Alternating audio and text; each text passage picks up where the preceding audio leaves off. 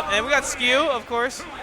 Very solid banjo. I saw him at the Brooklyn Arcadian, and oh my god, that was a force to be reckoned with. I mean, he plays very patiently, but he also has the ability to kind of mix it up, play aggressive. Yeah, he has good, really defensive options as well. Even though Banjo really isn't known for having like the best moves, he still can work it out. But I mean, Ken is just a really, really aggressive character. And Jazzo is a really aggressive player, and it works out perfectly, as he has Skew at 94% already.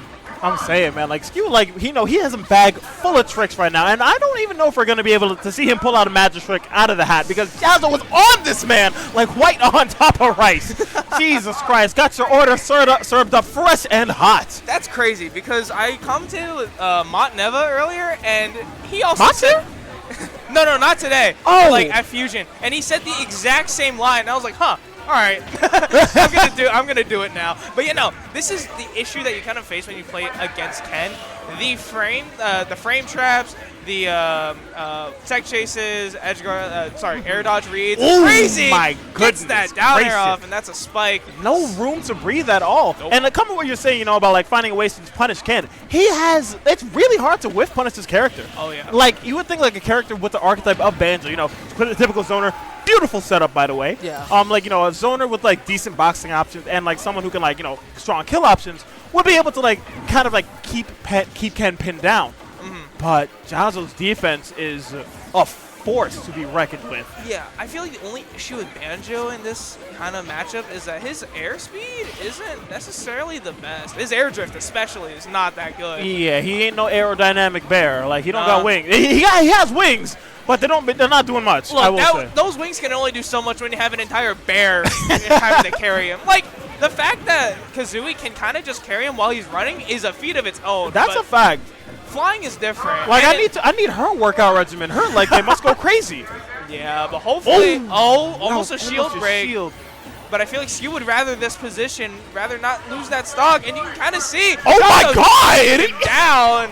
And it's, once again, lights out for Skew as he's sent flying. It wasn't Kazooie that was doing all the flying. It was that Shoryuken sending him all the way up. Blasting off again. And what was crazy was just like the absurd pressure that I'm seeing coming out from Jazzo is mind-boggling. Because I'm trying to get a download my damn self. I'm looking and just like, okay, I see a lot of down tilts coming out, but Jazzo's mixing up. He's dashing back. Yeah. He's dashing forward. He's doing F tilt. He's coming in with these nairs. You cannot punish nair out of shield, by the way.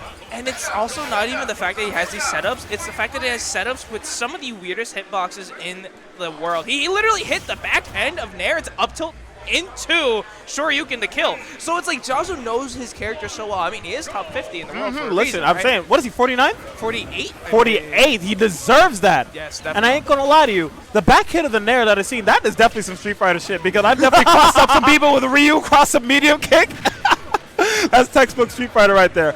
Ooh. Speaking of punishes, he knows, that just made me think of Tekken because he knew exactly what kind of frame that was. The mix-up doesn't go for the Shoryuken. Understood that Skew was kind of able to SDI or at least DI out of that combo, gets the F smash. And once again, it's that character knowledge that Jazzo has to be able to finish off some combos that seem almost unrealistic to be able to finish off. And Skew, again, struggling to find any sort of avenue into Jazzo as Jazzo keeps on closing off these openings. I mean, Skew's kind of getting, off of ledge very easily, but when it comes to stage control, there's none. Jazzo just finds a way to send Skew back off stage, looks for the spike. With no resources, what happened? I think it's because Skew went off stage when he went for a jump or something like that, maybe to edge guard Jazzo, or maybe he wasted a jump off of that down tilt that Jazzo was kind of mashing in the corner.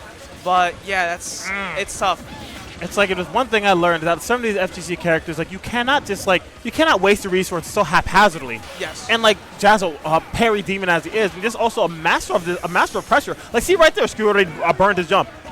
And it's just because I don't feel like the majority of the community knows the combo routes of the Shoto characters. Yeah, right. Because I feel like if a lot other characters we know the routes Banjo, we know some of his routes. Ooh, okay. Went too low. Bit too low. But yeah, we know Kazuya routes. We know, oh my God, goodbye.